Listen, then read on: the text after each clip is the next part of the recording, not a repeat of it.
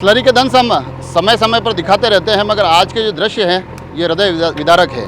आपको पीड़ाएं महसूस होगी और पीड़ा है हम खुद इंसानों की बनाई हुई पीड़ाएं हैं। आप देख पा रहे हैं, अभी मैं खड़ा हूँ मोही ग्राम पंचायत के मेड़तिया गांव में, और यहाँ पर स्लरी में जो ये एक रेस्क्यू चल रहा है। बताया जा रहा है कि जो स्लरी का पूरा क्षेत्र है, इस क्षेत्र में तकरीबन 10 से 12 भैंस फंस गई, जिनको निकालने की लगातार जद्दोजहद हो रही है। ग्रामीण कोशिश पूरी कर रहे हैं, मगर इन कोशिशों के बीच कई भैंस रेस्क्यू की गई है। अभी आखिरी भैंस बची, उसको निकालने की कोशिश हो रही है, मगर इन कोशिशों के बीच सबसे बड़ा सवाल कि आखिर इन स्थितियों परिस्थितियों के लिए जिम्मेदार कौन है। मेरा नाम देवेंद्र सिंह भाटी। क्या हुआ ये पूरा मामला? ये मामला देख लो, हमारे ये 10 भैंसें हैं जो यहाँ चराने के लिए आई। आज पहली बार खोली चराने के लिए भेजी यहाँ पे।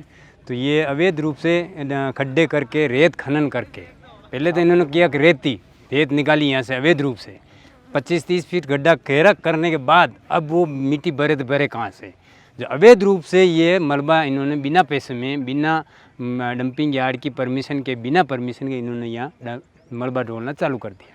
और ये कम से कम 20 या 25 फीट के लमसम मलबा भरा हुआ है। अब ये भैंसे चलते हुए गाय भैंसे अनजान है, इनको क्या पता आगे गड्ढा है क्या है, कुछ नहीं। वो डायरेक्ट दौड़ गई, अंदर आके गिर गई। अब गिरने के बाद वो अंदर डूबने लगी। फिर बाद में हमने सब जो भी मलबा वगैरह डालने वाले उनको सबको बोला, फ़ोन किया, तो भी अभी तक कोई नहीं आया। उसके बाद जो हमने हमारे मशीनें वगैरह मंगवी के फिर बाद में इन मशीन द्वारा इन मवेशी को बाहर निकाला। आपने कोई शिकायत नहीं की क्या? शिकायत सब जगह कही रखी। इनको मैंने सरपंच साहब दिग्विजय सिंह जी भाटी से पहले भी मेरी बेजमारी हो चुकी है। पहले भी इन्होंने वो नदी के अंदर मलबा ढोले, उनको मैंने मना किया कि कुएं में मलबा आ रहा, तो भी उस समय भी कोई कार्रवाई नहीं हुई।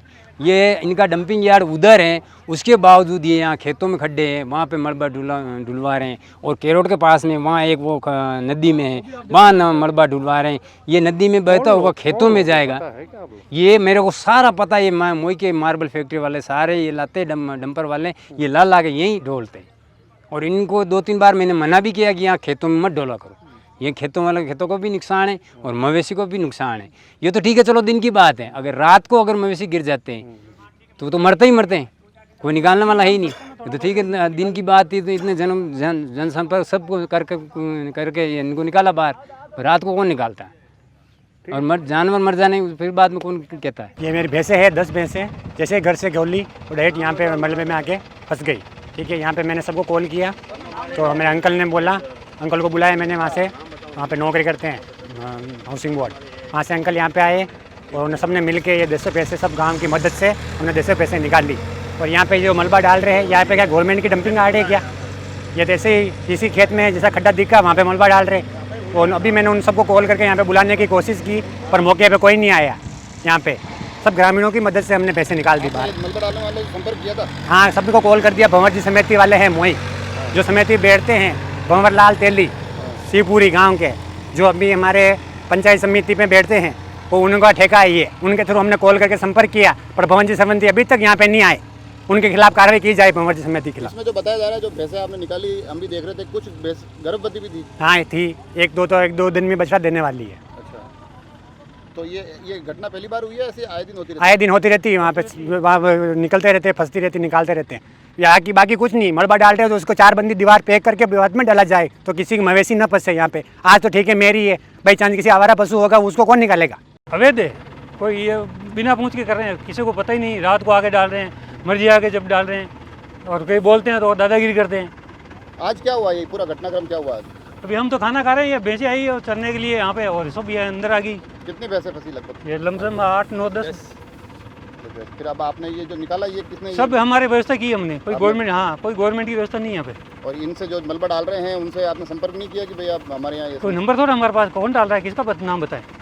तो देखा आपने किस प्रकार से ग्रामीण आक्रोशित है और उनकी समस्याएं भी वाजिब है। बता रहे हैं कि जब मवेशी यहाँ आते हैं, आज जो 10 भैंस बता रहे हैं, जिसमें ऐसी भी भैंस है जो गर्भवती थी, कुछ बताया जा रहा है कि 1-2 दिन में बच्चे होने वाले हैं। तो आप स्थितियाँ परिस्थितियाँ समझ सकते हैं। लगातार शिकायतों के बावजूद इस प्रकार जो ये अवैध स्लरी को यहाँ डंप किया जा रहा है, ये अपने आप में एक बड़ा सवाल है। और ग्रामीणों की यह भी चिंता है कि आज तो चले हमें समय पर खबर मिल गई, हम लोग एकजुट होकर किसी तरह से हमने ये रेस्क्यू कर लिया, मगर कभी रात के अंधेरे में ऐसी स्थिति में जब यहाँ कोई आने में सक्षम ना हो, जब जानकारी ना हो, तब क्या परिस्थिति पैदा हो सकती है।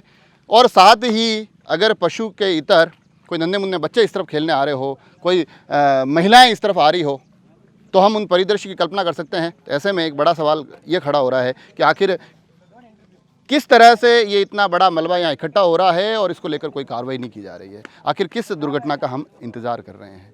आप सभी लोग जुड़े रहें राजसमंद एक्सप्रेस से। धन्यवाद।